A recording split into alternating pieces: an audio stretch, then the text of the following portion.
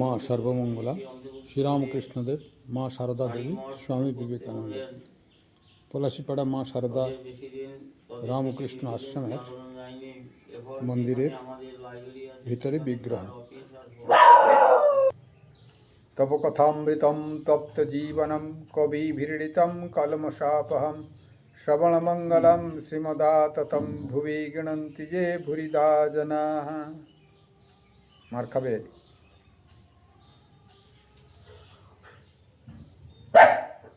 আজকে আমরা কথামৃত পাঠ করব একটু।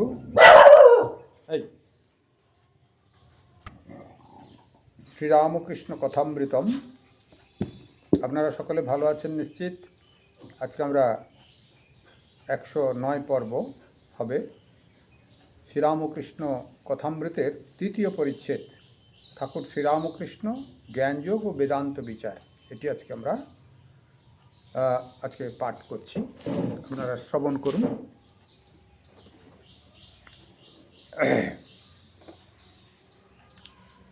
তৃতীয় পরিচ্ছেদ, ঠাকুর শ্রীরামকৃষ্ণ জ্ঞানযোগ বা বেদান্ত বিচার।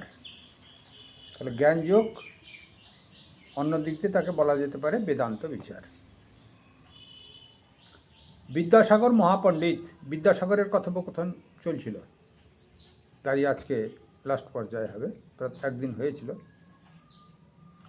বিদ্যাসাগর মহাপণ্ডিত যখন সংস্কৃত কলেজে পড়িতেন তখন নিজের শ্রেণীর সর্বোৎকৃষ্ট ছাত্র ছিলেন বিদ্যাসাগর মশাই। প্রতি পরীক্ষায় প্রথম হইতেন ও স্বর্ণপদকাদি মেডেল বা ছাত্রবৃত্তি পাইতেন। ক্রমে সংস্কৃত কলেজের প্রধান অধ্যাপক হইয়াছিলেন। তিনি সংস্কৃত ব্যাকরণ ও সংস্কৃত কাব্যে বিশেষ পারদর্শিতা লাভ করেছিলেন। অধ্যবসায় গুণে নিজে চেষ্টা করিয়া ইংরেজি শিখিয়াছিলেন। ধর্ম বিষয়ে বিদ্যাসাগর কাহাকেও শিক্ষা দিতেন না। তিনি দর্শনাদি গ্রন্থ পড়িয়াছিলেন। মাস্টার একদিন জিজ্ঞাসা করিয়াছিলেন, আপনার হিন্দু দর্শন কিরূপ লাগে? তিনি বলিয়াছিলেন,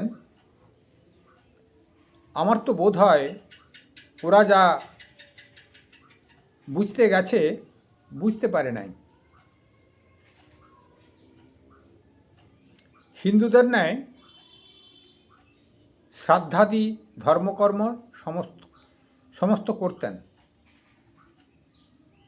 গলায় উপবীত ধারণ করিতেন। বাংলায় যে সকল পত্র লিখিতেন তাহাতে শ্রী শ্রী হরি শরণম ভগবানের এই বন্দনা আগে করিতেন।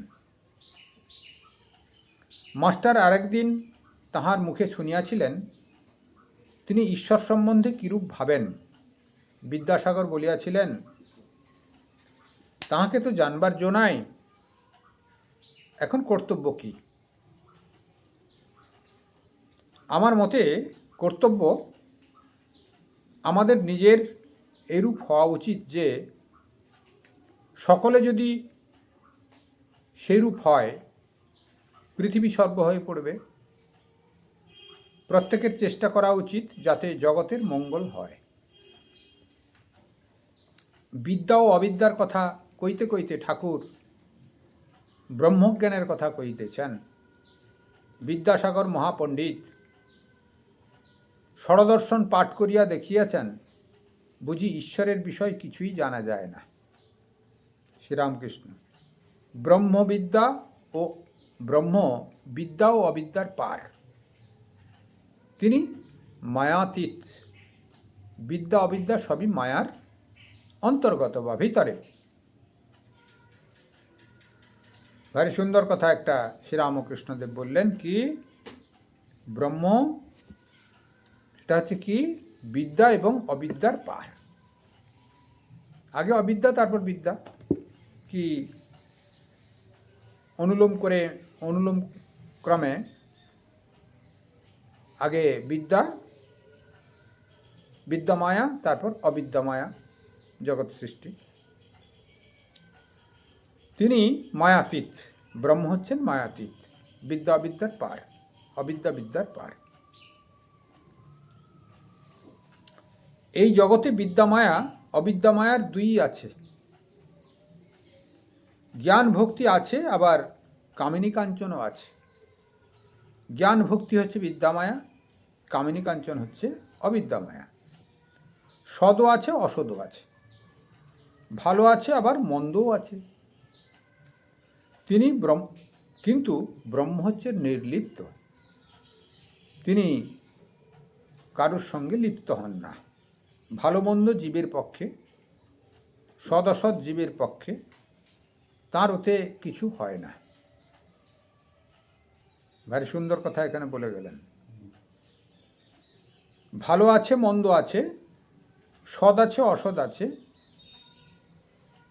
কামিনী কাঞ্চন আছে, আবার জ্ঞান ভক্তি সবই আছে সংসারে, কিন্তু ব্রহ্ম এর ভিতরে কোনোতেই নাই।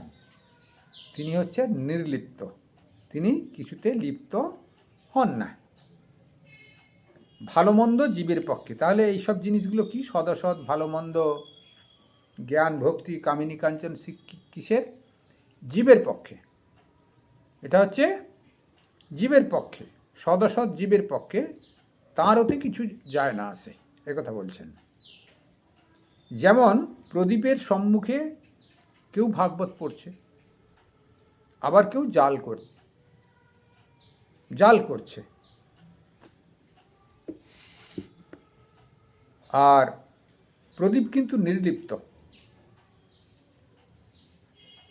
এখানে জাল করছে মানে জাল বুনছে। তখনকার দিনে মাছ ধরাতে জাল খুব বোনা হতো।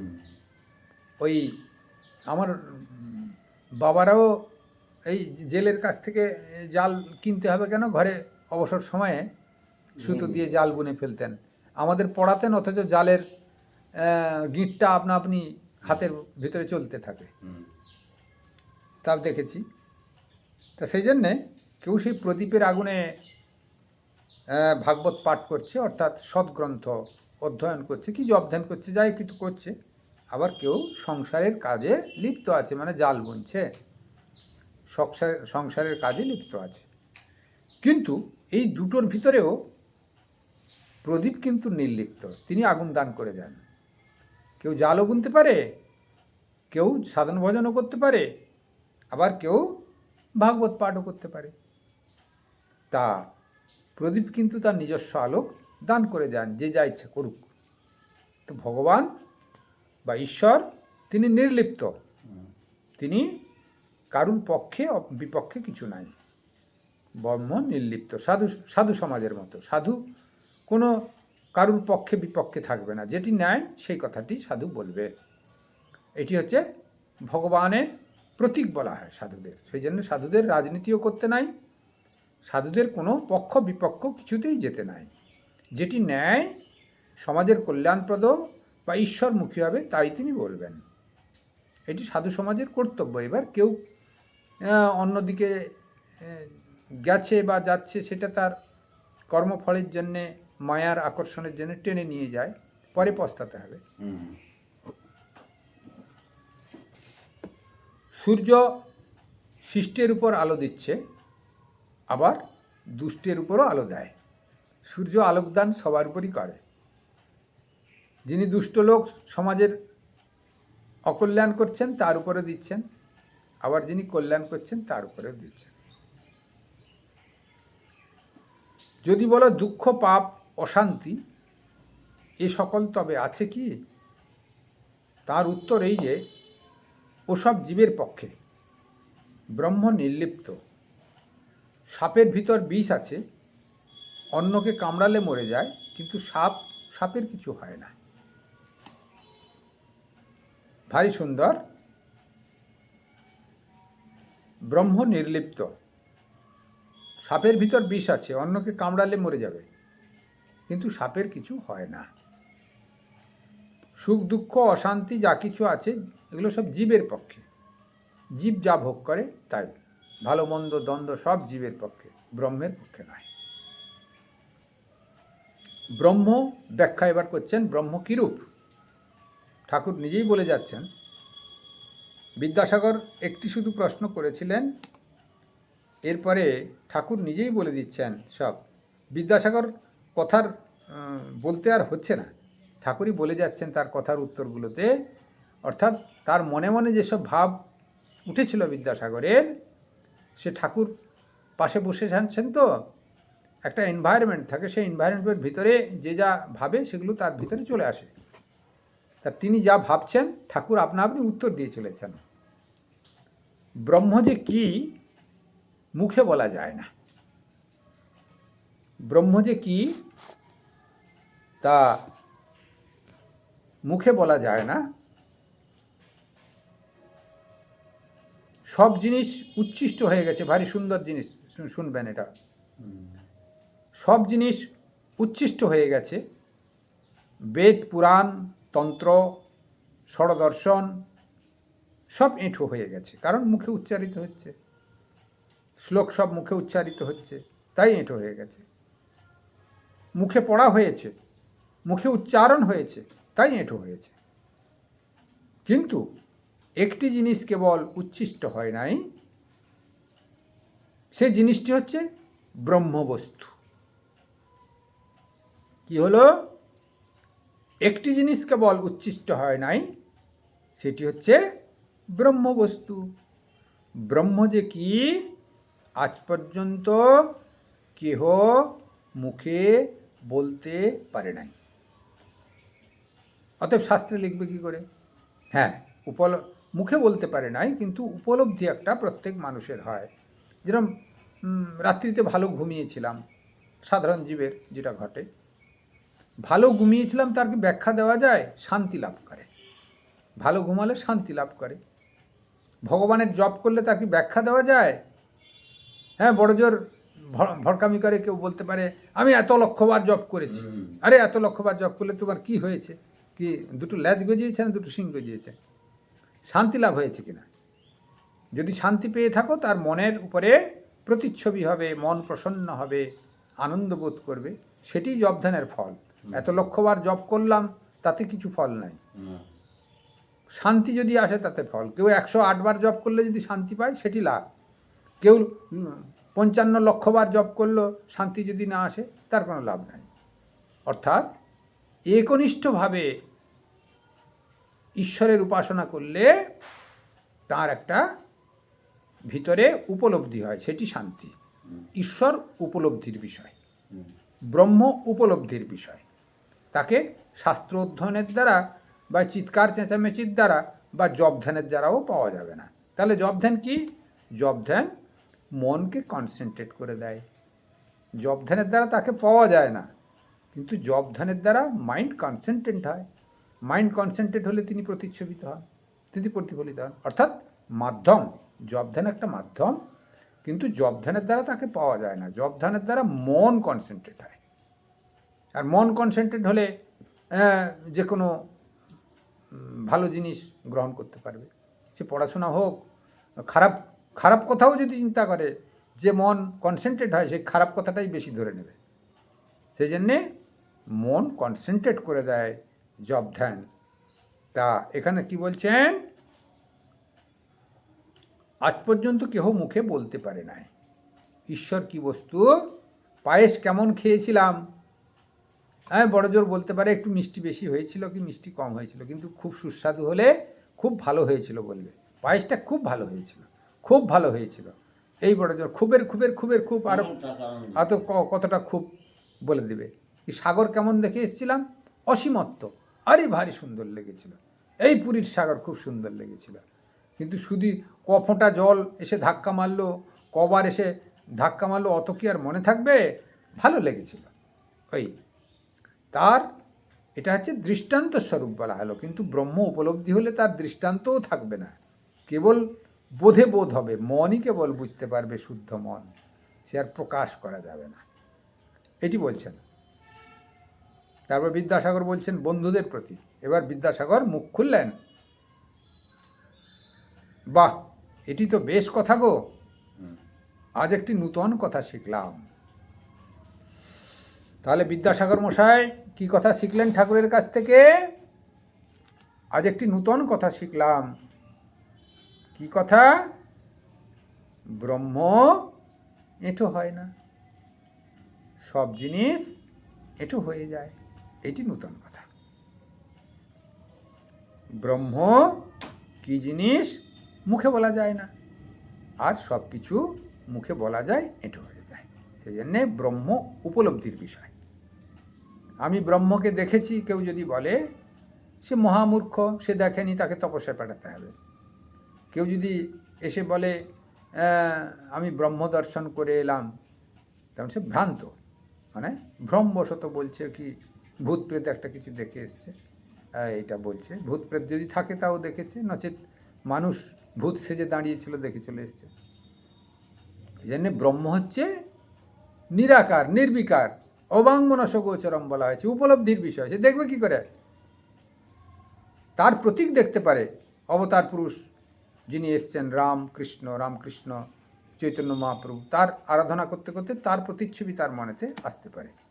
তাহলে সেটা ব্রহ্মের প্রতিচ্ছবি নয়, ব্রহ্মের প্রতীক হিসাবে অবতার বা আচার্য আসেন, তারা যারা জন্মগ্রহণ করেন, তার প্রতীক তিনি দর্শন করতে পারেন। কিন্তু ব্রহ্মকে দর্শন করা যাবে না। যদি কেউ বলে থাকে আমি ব্রহ্ম দর্শন করি, তার মিথ্যে, ভ্রম। সাধকরা তাকে নেগলিজিম গেটের বাইরে বার করে দেবে। যা যা যা যা যা, তোর অনেক পাস হয়ে গেছে, যাও, বিষয় চিন্তা করো।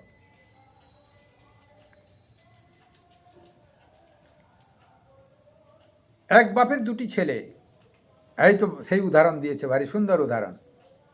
এক বাপের দুটি ছেলে ব্রহ্মবিদ্যা শিখবার জন্যে ছেলে দুটিকে বাপ আচার্যের হাতে দিলেন। কয়েক বৎসর পরে তারা গুরুগৃহ থেকে ফিরে এলো, এসে বাপকে প্রণাম করলে। বাপ, তুমি তো সব পড়েছ, ব্রহ্ম কীরকম বলো দেখি। বড় ছেলেটি বেদ থেকে নানা শ্লোক বলে বলে ব্রহ্মের স্বরূপ বুঝাতে লাগল। বাপ চুপ করে রইলেন। যখন ছোট ছেলেটিকে জিজ্ঞেস করলেন, সে হেড মুখে চুপ করে রইল। মুখে কোনো কথা নাই, কারণ উপলব্ধি বিষয় মুখে বলবে কি করে? ব্রহ্ম তো উপলব্ধি করেছে, সে মুখে বলবে কি করে? চুপ করে রইল। তা বাপ তখন প্রসন্ন হয়ে মানে খুশি হয়ে ছোট ছেলেকে বললেন, বাপু, তুমি একটু বুঝেছ ব্রহ্ম সম্পর্কে। ব্রহ্ম যে কি তা মুখে বলা যায় না। মানুষ মনে করে আমরা তাকে জেনে ফেলেছি। একটা পিঁপড়ে চিনির পাহাড়ে গেছিল, একদানা খেয়ে পেট ভরে গেল। আর একদানা মুখে করে বাসায় যেতে লাগলো। যারা পিঁপড়ের বাসাতে আছে তারা বসে বসে খাবে, ওই জন্যে যাবার সময় ভাবছে এবার এসে সব পাহাড়টি লয়ে যাব। ক্ষুদ্র জীবেরা এইসব মনে করে, জানে না ব্রহ্ম অবাং মনস গোচরম। তিনি বাক্যমনের অতীত, আমাদের ক্ষুদ্র বুদ্ধিতে কতটুকু ধরা দেবেন। ওই ঠাকুরের শ্রীরামকৃষ্ণদেবের গল্প আছে, দেওয়ালের ভিতরে ফোপর আছে, সেই ফোপরের দিক দিয়ে যতটুকু আকাশ দেখা যায়, আমরা সাধকরা সেইটুকু দেখি। যারা সাধক নয় তারা তো কিছুই দেখে না। অর্থাৎ দেওয়ালের ফুটোর ভিতর দিয়ে যদি দেখা যায় ততটুকু একজন সাধক দর্শন করে। তার অসীমত্ব সবটা উপলব্ধি হয় না, ঈশ্বরের অসীমত্ব, এই কথা বলছেন। যে যতই বড় হোক না কেন, তাকে কি জানবে? সুখদেবাদি না হয় ডেমো পিঁপড়ে, চিনির ৮-১০টা দানা না হয় মুখে করুক, এর তো বেশি নয়। চিনির পাহাড় কি নিয়ে যেতে পারবে? ৮-১০টা দানা মুখে নিয়ে যাবে। ভারী সুন্দর ব্যাখ্যা করলেন। হ্যাঁ, তা আজকে কি এই পর্যন্ত থাকবে? অন্ধকার হয়ে গেল, আর একদিন হবে তাহলে। তা আজকে আমরা বিদ্যাসাগরের সঙ্গে আরও একটু কথোপকথন আছে, আর একদিন হবে। তা বিদ্যাসাগর মশাইয়ের সঙ্গে আজকে জ্ঞানযোগ ও বেদান্ত বিচার হচ্ছিল। ব্রহ্ম কীরকম, লাস্ট হলো ব্রহ্ম মুখে উচ্চারণ করা যায় না, ব্রহ্ম উপলব্ধির বিষয়। অবাং মনস গোচরম, তিনি বাক্য মনের অতীত। আর যারা ব্রহ্মকে জেনেছে বলছে তারা ধোঁকাধাকি বা কোনো ভূত প্রেত দর্শন করেছে। ব্রহ্মকে উপলব্ধি করা যায়, দর্শন করা যায় না। ব্রহ্মের ভাবটা প্রকাশিত হয়, সেটি হয়তো আভাস পাওয়া যায়। যার ভিতরে যিনি উপলব্ধি করেছেন তার একটা আভাস পাওয়া যায়, তিনি নির্বিকার হয়ে যান, বিকার শূন্য হয়ে যান, বিষয় বাসনা থেকে মন গুটিয়ে নেন, ইন্দ্রিয় থেকে মন আলাদা হয়ে যায়। ওই ইস্কন যেমন বলে, খারাপ কথা বলে যারা আধিকারিক পুরুষ তাদের লিঙ্গ খাড়া হয় না। এই ইস্কনের যে মহাপ্রভু করে গেছেন, কি নাম, অভয়চরণ, তিনি বলেন সাধকদের লিঙ্গ খাড়া হয় না বলে তাই তিনি এরকম করেছেন। এইসব অসভ্য, অর্থাৎ তিনি যে সাধক ছিলেন না এটি পরিষ্কার। সাধন ভজনের দ্বারা ইন্দ্রিয়কে সংযত করা হয়, সাধন ভজনের দ্বারা ইন্দ্রিয় থেকে মনকে উপরে তুলে নেওয়া হয়। অর্থাৎ মন যদি ইন্দ্রিয়তে না নামবে তাহলে ইন্দ্রিয় সম্ভোগ সে করবে কি করে। আর অভয়চরণ সারা জীবন ইন্দ্রিয় সংভোগ করে শেষটায় বুড়োকালে 2 হাত তুলে নেচে কিছু পয়সা কামিয়ে একটা অর্গানাইজেশন করে ফেলেছেন। সেই জন্য তার আইডিওলজি বেদান্তের ভিতরে ঢুকেনি, তার আইডিওলজি মনুষ্য সমাজকে সংগঠন করবার ভিতরে কাজে লেগেছে, আত্ম উপলব্ধির কাজে লাগে নাই। সেই জন্য তিনি এই ভিতরে ঢুকতে পারেননি, সাধকদের সর্বোচ্চ দৃষ্টান্তে যেতে পারেন নাই অভয়চরণ। ফলে তার ভাবরাশি এইসব ছিল। শ্রীরামকৃষ্ণদেবের প্রতি এই বাক্যবাণী বা বাক্যশেল বিদ্ধ করেছিলেন।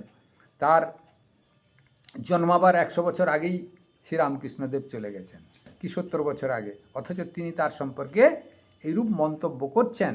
সারদা দেবীকে তিনি মাতৃজ্ঞান করেছিলেন বলে অভয়চরণের দৃষ্টিগোচর হয়েছে, যে তার শরীর খারাপ ছিল তাই মায়ের সঙ্গে সঙ্গ করেননি। কিন্তু যিনি সাধক হন তিনি ইন্দ্রিয়ের থেকে মন যে উপরে চলে যায়, সবাইকে মাতৃ দর্শন করেন, এটি অভয়চরণের ভিতর তো ছিল না। কারণ তিনি এখনও অর্গানাইজেশনে ওই 2 হাত তুলে পুরুষ প্রকৃতি একসঙ্গে নৃত্য করতেই শিখিয়ে দিয়ে গেছেন। তিনি সারা জীবন নৃত্য করে গেছেন আর এখন শিখিয়েও দিয়ে গেছেন। সেই জন্যে এটি জগতের পক্ষে অকল্যাণকর সংগঠন। যাকে আজকে কথামৃত প্রসঙ্গতে এই প্রসঙ্গ বললুম একটু শেষটায়, কারণ এটি খারাপ। যার উপলব্ধি হয়নি সে এই সব মন্তব্যগুলো পেশ করেন। এই মন্তব্যগুলো হিন্দু সমাজের পক্ষে অত্যন্ত পীড়াদায়ক এবং খারাপ। যাক, আজকে এই ঈশ্বরকে উপলব্ধি করা যায়, তাকে তেমন একটা বেদান্ত বিচার করেও বাস্তবে আনা যায় না। তিনি উপলব্ধ বিষয়, আর সব কিছু এঁঠো হয়ে গেছে, যে কোনো শাস্ত্রপাস্ত্র এটা ওটা, কিন্তু ঈশ্বর এঁঠো হননি। আজকের এই সিদ্ধান্ত বিদ্যাসাগর মশাই শিখলেন। ওম নিরঞ্জনম নিত্যমনন্ত রূপম ভক্তানুকম্পাধিত বিগ্রহম বহি ঈশাবতারং পরমেশমিদ্যম তম রামকৃষ্ণম শিরসা নমামি। সর্বে ভবন্তু সুখিনঃ, সর্বে সন্তু নিরাময়া, সর্বে ভদ্রাণি পশ্যন্তু, মা কশ্চিৎ দুঃখমাং ভবেৎ। আপনারা সকলে ভালো থাকুন, সকলের মঙ্গল হোক। আমরা এখন আরতি দর্শন করব, সময় হয়ে গেছে। কল্যাণমস্তু, কল্যাণমস্তু, কল্যাণমস্তু।